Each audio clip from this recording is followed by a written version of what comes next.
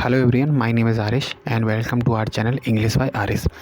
आज हम इस वीडियो के अंदर एक शॉर्ट स्टोरी डिस्कस करेंगे और उस शॉर्ट स्टोरी की हेल्प से हम जानेंगे किस तरह से इंग्लिश से हिंदी में ट्रांसलेशन किया जाता है और किस तरह से इंग्लिश को पढ़ा जाता है, किस तरह से इंग्लिश में जो वर्ड्स होते हैं उनको प्रोनाउंस किया जाता है, नहीं उनको उच्चारण किया जाता है, उनको कैसे बोला जाता है। और इस शॉर्ट स्टोरी के थ्रू हम अपनी इंग्लिश को इम्प्रूव करेंगे और देखें कि कौन कौन से वर्ड हैं और उनके क्या क्या मीनिंग्स होते हैं। तो चलिए शुरू करते हैं। वन डे यानी एक दिन, ए फार्मर यानी एक किसान, लेट मीन्स होता अलाउ करना, द डंकी लूज का मतलब खुला छोड़ दिया, एट नाइट एक दिन एक फार्मर ने एक डंकी यानी गधे को रात में खुला छोड़ दिया, सो दैट ताकि ही यानी वह कुड मीस सके, ग्रास मीस घास चढ़ सके, द फील्ड ताकि वह खेत की घास को चढ़ सके, एज जैसे द डंकी वॉज ईटिंग का मतलब खा रहा था, जब गधा खा रहा था।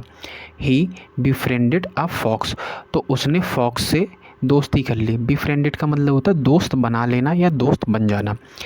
द फॉक्स सेड तो लोमड़ी ने कहा, लेट अस गो चलो चलते हैं, टू द मेज़ फील्ड मेज़ का मतलब होता है मक्का, चलो चलते हैं मक्का के खेत में, एंड और एन्जॉय आनंद लेंगे, मोर मीन्स ज़्यादा, फूड मीन्स खाने, और ज़्यादा खाना का हम आनंद लेंगे।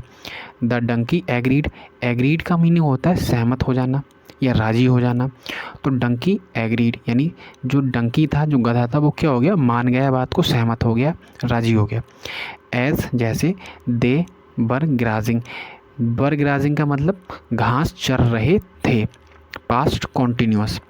तो जैसे ही वे घास चर रहे थे, द डंकी मीन्स गधा, टर्न का मतलब होता मुड़ना या मुड़ा, ये वर्ब की सेकंड फॉर्म दे रखी, तो यानी पास्ट इंडेफिनिट की बात की जा रही है।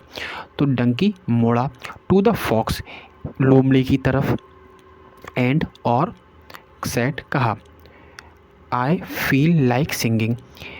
फील लाइक का मीनिंग होता है मन करना, किसी चीज़ का मन कर रहा है, गाना गाने का मन कर रहा है, खाना खाने का मन कर रहा है, नाचने का मन कर रहा है, तो वहाँ लगेंगे feel like.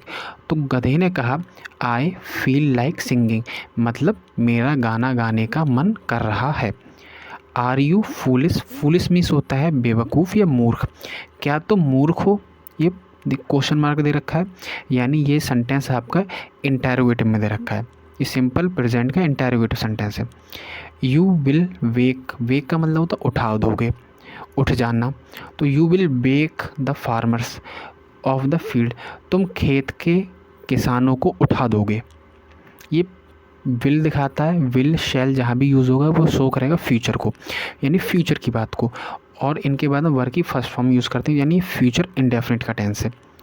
The fox sad यानी लोमड़ी ने कहा, इन हिज हस वॉइस, हंस में से मतलब दबी हुई आवाज़ में, तो लोमड़ी ने अपनी दबी हुई आवाज़ में या समझाते हुए उसने कहा।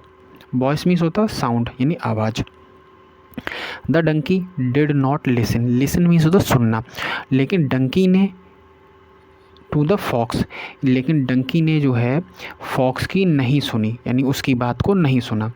जस्ट बस, एज जैसे, ही वॉज मतलब था, अबाउट टू बिगिन यानी गाना गाने वाला ही था, या फिर गाना गाना उसने शुरू ही करने वाला था। बिगिन का मतलब शुरू करना।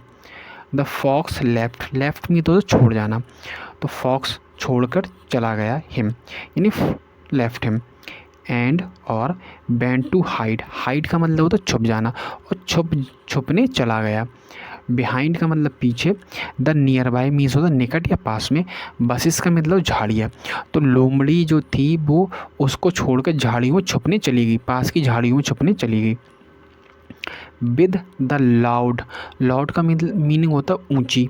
ब्रे का मीनिंग होता है रेंगना, जैसे जो साउंड निकालते हैं गधे, हेचू हेचू करते हैं, रेंगते हैं, तो उसे बोलते हैं ब्रे। तो जो गधा था, विद लाउड ब्रे ऑफ द डंकी, तो डंकी अपनी आवाज़ में रेंगने लगा, ऊंची आवाज़ में। द फार्मर्स ऑफ द मेज़ फील्ड, तो मेज़ फील्ड यानी मक्का, मेज़ का मीनिंग हो गया मक्का, तो मक्का के खेत के जो किसान थे, केम यानी आ गए, रनिंग दौड़ते हुए, तो दौड़ते हुए उसकी आवाज़ सुनकर आ गए। दे यानी बे, स्पॉटेड का मतलब पता लगाना, द डंकी, तो उन्होंने डंकी का पता लगा लिया। एंड और बीट हिम अप ब्लू, और उसकी बहुत ज़्यादा पिटाई की। तो ये हमारी शॉर्ट स्टोरी थी। इसमें मोरल ऑफ द स्टोरी भी दे रखी है, हम उसको भी डिस्कस कर लेते हैं। तो इसमें कहा गया मोरल में कि यानी इस कहानी से हमें क्या शिक्षा मिलती है।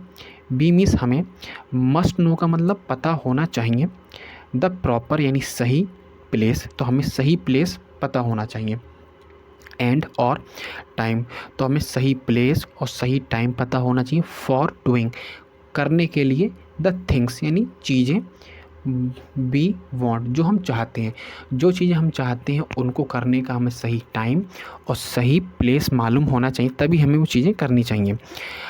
तो इस शॉर्ट स्टोरी के अंदर हमने देखा किन किन सेंटेंसेस का यूज़ करा गया, किन किन वर्ड्स का यूज़ करा गया, और किस तरह से हम शॉर्ट स्टोरी को पढ़ के, रीड करके या फिर रीडिंग के थ्रू हम किस तरह से अपनी इंग्लिश को इम्प्रूव कर सकते हैं। तो अब मिलेंगे हम नेक्स्ट वीडियो में, और नेक्स्ट वीडियो में एक नई शॉर्ट स्टोरी के साथ हम आपके साथ डिस्कस करेंगे। इस वीडियो को लाइक करें, प्लीज़ शेयर करें और सब्सक्राइब करना ना भूलें, और कमेंट करके अपनी राय ज़रूर दें। कमेंट में अपनी कोई भी बात हम तक पहुंचा सकते हैं। इस वीडियो के लास्ट में अभी इन शॉर्ट स्टोरी के अंदर जो जो इम्पोर्टेंट वर्ड्स हैं उनको सबको मैंने एक जगह लिख दिया है। प्लीज़ वीडियो को पॉज करके उनको देखना ना भूलें। थैंक यू वेरी मच, मिलते हैं नेक्स्ट वीडियो में।